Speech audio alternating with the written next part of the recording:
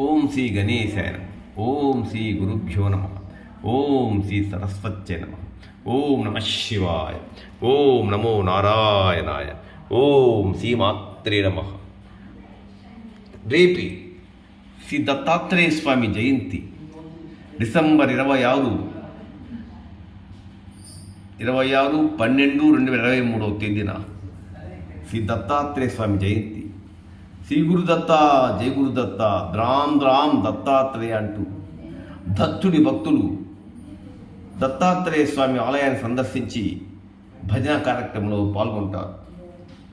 మార్గశిర పౌర్ణమి రోజు దత్తాత్రేయ జయంతి వస్తుంది కాబట్టి రేపందరూ కూడా వేకువజామున నిద్రలేచి దత్తాత్రేయుని భజనలు, దత్తాత్రేయుని ప్రార్థనలు, దత్తాత్రేయుని అష్టోత్తరం కనుక చదివినట్లయితే సమస్త దోషాలని కూడా మనకు గురుకృప, గురుబలం ఉంటే 1,00,000 దోషాలు పరిహారం అవుతాయి. కాబట్టి గురువు మన యందు ఖచ్చితంగా ఉంటాడు.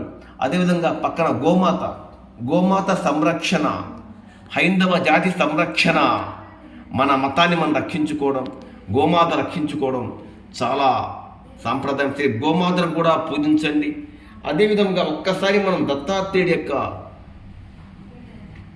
కథ మనం గమనించినట్లయితే, అత్రి మహర్షి భార్య అనసూయాదేవి తన పాతివ్రత్య మహత్యం చేత బ్రహ్మ, విష్ణు, మహేశ్వరులు శిశువులుగా చేసి ఆడించింది, పాలించింది.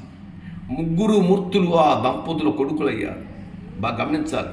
త్రిమూర్తుల సమ్మిష్టి రూపంగా ఆత్రి, అనసూయ బిడ్డ అయినటువంటి శ్రీ దత్తాత్రేయుడు అనాదిగా హిందువుల పూజలు అందుకుంటున్నాడు.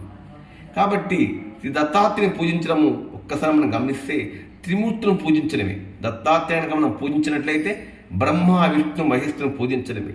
కాబట్టి ఉదయాన్నే నిద్ర లేచి నుంచి రేపంతా గోమాతను ప్రార్థన చేయడం, మరియు ఆయన చుట్టూ ఉన్నటువంటి 4 కుక్కలు 4 వేదాలకు ప్రతిరూపాలకు మనం భావిస్తాం. సో సమస్త దోషాలు పరిహారం కావాలంటే, గురుబలం బాగా ఉండాలంటే దత్తాత్రేయుడి కృప మనకు కావాలి. దత్తాత్రేయుని ప్రార్థన చేయండి. ఖచ్చితంగా మనసులో ఉండే కోరిక బలపడుతుంది, గురుబలం బాగా వస్తుంది. కాబట్టి గురువు ఉంటే మన 1,00,000 దోషాలు పరిహారం అవుతాయి. కాబట్టి గురువు కృప కొరకు రేపు దత్తాత్రేయుని ప్రార్థించండి. శ్రీ గురుదత్త, జయ గురుదత్త, శ్రీ గురుదత్త, జయ గురుదత్త, రామ్ రామ్ దత్తాత్రేయ అంటూ భజించండి, ప్రార్థన చేయండి, భజన చేయండి. సమస్త దోషాలు కూడా పరిహారం అవుతాయి. సర్వే జనా సుఖినో భవంతు, సమస్త సన్మంగళాని భవంతు.